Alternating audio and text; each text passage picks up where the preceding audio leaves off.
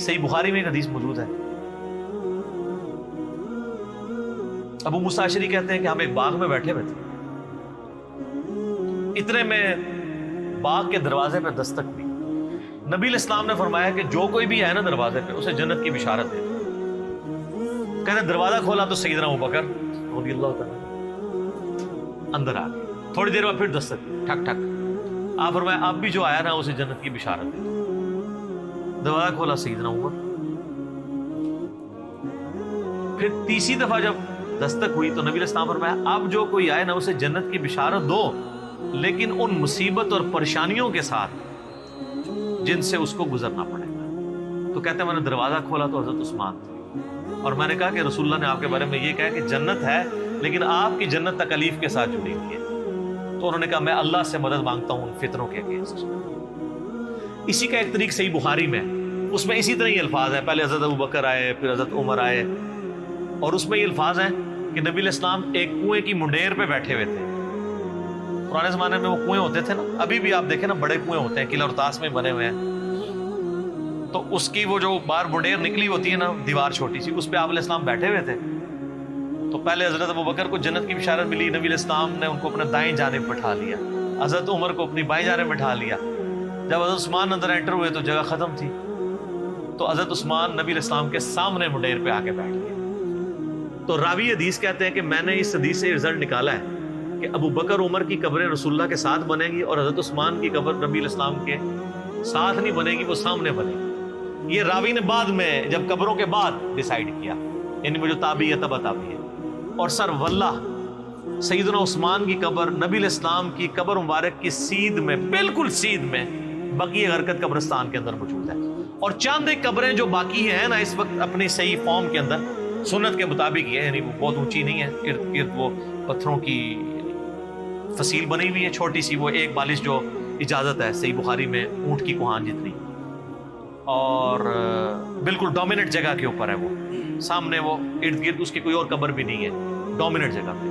پہلے تو خیر سلطنت عثمانیہ کے دور میں مزار بھی اس پہ بہت بڑا بنا تھا، آپ کو پرانی تصاویر مل جائیں گی 1886 کی، وہ تو پھر سعودی حکومت نے توڑوائے، ظاہر ہے وہ خلاف سنت مزار بنے ہوئے تھے۔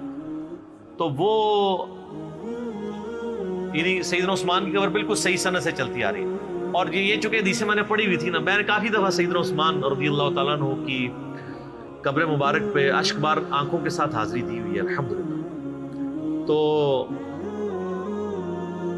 سیدنا عثمان کی قبر پہ میں یاد ہے، میں اشراق کے بعد ایک بار گیا نا تو مجھے اچانک یہ حدیث یاد آئی نا، تو میں نے یعنی وہ قبر کے پاس کھڑے ہو کے روضہ شریف کی طرف دیکھا نا تو بالکل ایگزیکٹ سین میں وہ قبر ہے۔ اللہ تعالیٰ نے ان کو صبر دیا، اور حالانکہ آپ دیکھیں کہ شروع میں اسلام قبول کرنا پہلے 10 مسلمانوں میں سے ہیں سیدنا عثمان۔ حضرت ابوبکر صدیق کے یہ بڑے بیسٹ فرینڈ تھے، ان کی دعوت سے اسلام قبول کیا۔ عشرہ مبشرہ 10 جنتی صحابہ میں سے 5 ایسے ہیں جو حضرت ابوبکر صدیق کی دعوت سے مسلمان ہوئے، ان میں سے ایک حضرت عثمان ہے۔ یہ پہلے 10 مسلمانوں میں سے۔ پھر آپ کے لیے فضیلت یہ کہ نبی علیہ السلام کی 2 بیٹیاں آپ کے عقد میں، ذوالنورین کا لقب اسی لیے ملا، 2 نوروں والا، نبی علیہ السلام کی آنکھوں کا نور۔ اسے وہ دوسرے وہ نور والے مسئلے نکالنے شروع کر دیتے ہیں۔ یہ نور جو ہے نا وہ محاورتاً لفظ استعمال ہوا ہے، فزیکل نور نہیں ہے۔ ویسے تو ہم نبی علیہ السلام کو نور مانتے ہیں، نور ہدایت ہے، میرا اس پہ بھی کلپ ہے، اِنَّا أَرْسَلْنَاكَ شَاهِدًا وَمُبَشِّرًا وَنَذِيرًا وَدَاعِيًا إِلَى اللَّهِ بِإِذْنِهِ وَسِرَاجًا مُنِيرًا، تو مانتے ہیں چمکا دینے والا سورج۔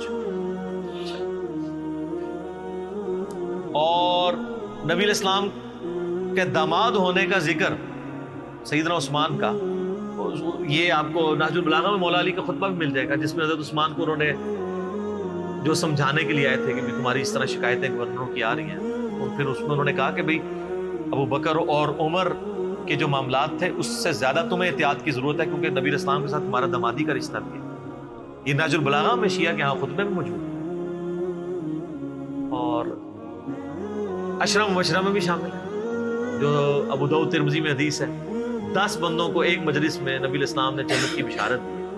اس میں پہلے 4 خلفائے راشدین ہیں، ابو بکر، عمر، عثمان و علی، 4 خلفائے راشدین، اس کے بعد طلحہ، زبیر، عبد الرحمن بن عوف، سعد ابن ابی وقاص، اور سعید ابن زید، ابو عبیدہ ابن جرح۔ تو یہ 10 لوگوں کو ایک مجلس میں جنت کی بشارت دی، اس میں بھی سیدنا عثمان شامل ہیں۔ اور سیدنا عثمان کو تو جنت کی بشارت کئی دفعہ ملی ہوئی ہے۔ جامع ترمذی میں، مسند احمد میں حدیث موجود ہے، جب باغیوں نے ان کو گھیر لیا، محصور کر دیا۔ آج میں اس ٹاپک کی طرف نہیں چل رہا، وہ ایک علیحدہ سے ایک سٹوری ہے، ادھر پھر کئی اور چیزیں بھی آئیں گی، میں وہ مذاکرہ نہیں کرنا چاہتا۔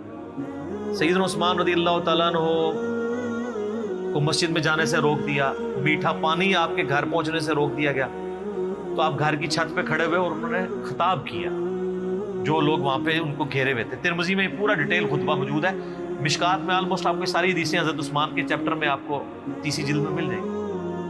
تو ان کا لوگوں، میں تمہیں اللہ کی قسم دیتا ہوں اور اسلام کا واسطہ دے کے پوچھتا ہوں، کیا تمہیں یاد نہیں ہے کہ نبی علیہ السلام جب مدینہ شریف ہجرت کر کے آئے تھے تو مسلمانوں کے لیے میٹھے پانی کا کنواں نہیں تھا، اور نبی علیہ السلام نے کہا تھا کہ کون ہے کہ جو کنواں لے کر وقف کرے اور جنت میں سے بہتر کنواں لے لے؟ تو میں نے اپنے حلال مال سے وہ کنواں خرید کے وقف کیا۔ تو سب نے کہا کہ ہم گواہی دیتے ہیں کہ آپ کے لیے بشارت تھی۔ کون گواہی دے رہے ہیں؟ جو مخالفین ہیں، پروٹیسٹ کرنے آئے ہیں۔ اس سے بات پتہ چلی کہ وہ لوگ تھے جن کو یہ باتیں پتہ تھی، صحابہ ہی تھے، بیچ میں اور لوگ بھی مکس تھے لیکن صحابہ بھی تھے، بدری صحابہ بھی تھے، ان میں اختلاف رائے تھا، وہ علیحدہ سے ایک ٹاپک ہے۔ یوٹیوب پہ میرا کلپ ہے شہادت عثمان کے اصلی اسباب کیا تھے۔ عبداللہ ابن سبا والا تو معاملہ ہی ذرا ایک ڈفرنٹ کہانی بنا کے اس میں ڈال دی، وہ الگ چیز تھی۔ پھر سیدنا عثمان نے کہا کہ تمہیں یہ یاد نہیں ہے کہ مسجد نبوی کی توسیع کی باری آئی تو نبی علیہ السلام نے فرمایا کون ہے جو مسجد نبوی کے لیے زمین لے کے وقف کرے توسیع کے لیے کہ جنت میں سے بہتر اسے اللہ تعالیٰ قطع عطا فرمائے؟ تو میں نے اپنے مال میں سے وقف کیا تھا اور مجھے جنت کی بشارت ملی۔ بالکل ایسا۔ پھر ان کا جو جیش العسرہ تھا، تنگی والا جہاد، یعنی تبوک، جہاں پہ جہاد فرض ہو گیا تھا ہر مسلمان، کیونکہ رومن امپائر سے ٹکرانا تھا، تو نبی علیہ السلام نے جب چندے کی اپیل کی تھی تو میں نے 1000 دینار نبی علیہ السلام کی جھولی میں ڈرا کے ڈالے تھے، اور نبی علیہ السلام اپنے مبارک ہاتھوں سے یوں ان کو الٹ پلٹ کرتے تھے اور کہتے تھے عثمان جنتی آج کے بعد جو مرضی کرے۔ تو انہوں نے کہا کہ ہم گواہی دیتے ہیں۔ سر یہ 1000 دینار آپ کیا سمجھ رہے ہیں کتنی رقم ہوگی؟ کیلکولیٹ کر کے دیکھیے گا۔ 20 دینار 7.5 تولے سونا ہوتا تھا۔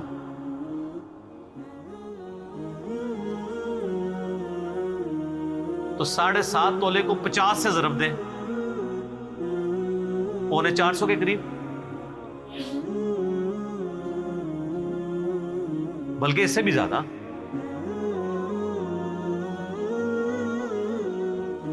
50 کو ضرب دیں 7 سے، 700,350 اور اوپر والا بھی کر لیں، تقریباً 400 کے قریب، 350 زیادہ بن جائے گا نا، 7.5 ہے، 450 کے قریب سمجھ لیں، 450 تولہ سونا۔ اور آج کل کیا ریٹ چل رہا ہے؟ 70,000 ہے۔ ہاں، تو یہ 2.5 کروڑ سے زیادہ رقم بنتی ہے آج کی، اگر 70 لگائیں گے تو جا کے گھر حساب کر لیجیے گا، 2.5-3 کروڑ رقم بنتی ہے جو حضرت عثمان نے غزوہ تبوک کے موقع پر دی، اور نبی علیہ السلام نے جنت کی بشارت۔ انہوں نے کہا ہاں جی بالکل آپ کو جنت کی بشارت ملی تھی اس بات میں۔ تو انہوں نے کہا تم مجھے نہ اب یہ یعنی بشارتیں گنواتے جا رہے تھے، اور حضرت عثمان کہہ رہے تھے دیکھو مسجد میں نے وقف کی، مجھے مسجد میں نماز نہیں پڑھنے دے رہے ہو، کنواں میں نے لے کے دیا اور مجھے میٹھا پانی نہیں، مجھے کڑوا پانی پینا پڑتا ہے، مجھے تم پانی تک نہیں جانے دے رہے ہو، اور تم مان بھی رہے ہو ان چیزوں میں مجھے جنت کی بشارت ملی ہے۔ پھر حضرت عثمان نے چوتھا اور آخری سوال کیا کہ کیا تمہیں یہ حدیث نہیں پہنچی ہے؟ اور یہ حدیث بخاری میں بھی ہے، ترمذی کا یہ والا حصہ، کہ نبی علیہ السلام ایک دفعہ غارے پہاڑ ہیرا کے اوپر چڑھے، ہیرا پہاڑ کے اوپر، حضرت ابو بکر، عمر اور حضرت عثمان یہ ساتھ تھے نبی علیہ السلام، 4 بندے تھے یہ ٹوٹل۔ تو پہاڑ جو ہے وہ جھوم پڑا، ہلنا شروع ہو گیا، وہ تو بخاری مسلم حدیث ہے۔ ہیرا ایک پہاڑ ہے لیکن ہم سے محبت، وہ احد پہاڑ کے بارے میں آتا ہے، احد ایک پہاڑ ہے، ہم سے محبت کرتا ہے، ہم بھی اس سے محبت کرتے ہیں۔ بعض روایتوں میں احد کا ذکر ہے، بعض میں ہیرا کا ذکر ہے۔ بال الٹیمیٹلی یہ ہے کہ نبی علیہ السلام نے فرمایا کہ اے پہاڑ تھم جا، اس وقت تجھ پہ ایک نبی، ایک صدیق اور 2 شہید ہیں۔ 2 شہید کون؟ حضرت عمر اور عثمان۔ جو مسلم کی حدیث ہے اس میں یہ ہے کہ حضرت علی بھی تھے، طلحہ بھی تھے، زبیر بھی تھے۔ تو نبی علیہ السلام نے فرمایا کہ اس وقت تجھ پر انبیاء، شہداء اور صدیق کے علاوہ کوئی نہیں ہے۔ اس سے یہ بھی نبی علیہ السلام نے غیبی خبر دے دی کہ یہ باقی سارے شہید ہونے والے ہیں۔ حضرت طلحہ بھی شہید ہوئے ہیں جنگ جمل میں، حضرت زبیر بھی اور مولا علی بھی اور سیدنا عثمان بھی۔ تو انہوں نے کہا ہاں آپ کو شہید ہونے کی خبر دی تھی۔ تو انہوں نے کہا اللہ کی قسم، رب کعبہ کی قسم، میں کامیاب ہو گیا۔ میں نے تم سے یہی منوانا تھا کہ نبی علیہ السلام نے مجھے شہید کہا ہوا ہے، میں شہید ہوں۔ لیکن خیر ترمذی میں تو ادھر ہی ہے، باقی آپ تاریخی روایتیں پڑھیں گے اور باقی کتابیں دیکھیں گے، اس میں آپ کو ملے گا کہ وہ کہتے ہیں کہ حضرت یہ باتیں ساری صحیح ہیں لیکن اب آپ بدل چکے ہیں۔ نہیں، وہ جیسا ہمیں بھی کہتے ہیں کہ حضرت باتیں تو آپ کی ٹھیک ہیں لیکن کے بعد پھر اس طرح کی باتیں شروع ہو جائیں۔ تو یعنی بدقسمتی جب کسی پہ چھائی ہو۔ ورنہ دیکھیں ایک شخص جس کی 82 سال عمر ہے اور اس کی زندگی پوری قربانیوں سے تعبیر بھری پڑی ہوئی ہے، کہیں بشری تقاضے کے تحت کوئی مسئلہ مس ہینڈل تو اس سے ضرور ہو سکتا ہے، لیکن آپ اس کی نیت کے اوپر یا اوورآل پوری زندگی کو تو 0 سے ملٹیپلائی نہیں کر سکتے۔ یہی وجہ ہے کہ جو ایران والوں نے فلم بنائی ہے مختار سقفی پہ، اس میں بھی جو حضرت معاویہ رضی اللہ تعالیٰ عنہ اور شیعان علی کا اختلاف دکھایا ہے، وہ اسی بات پہ کہ آپ نے خلفاء کے طریقے کو چھوڑ دیا اور اس میں وہ تینوں خلفاء کو رسپیکٹ دیتے۔ پھر حضرت علی علیہ السلام کی زندگی کے آخری 10 سال پہ ایک فلم ہے 22 قسطوں پہ، امام علی علیہ السلام، اس میں انہوں نے حضرت عثمان کا بھی، چونکہ ان 10 میں سے سمجھ لیں 4-5 سال تو عثمان کے بھی خلافت کے، حضرت عثمان کا بھی انہوں نے بڑا پازیٹیو کریکٹر دکھایا ہے اور یہ بتایا کہ اصل کلپرٹ جو ہے وہ مروان بن حکم تھا۔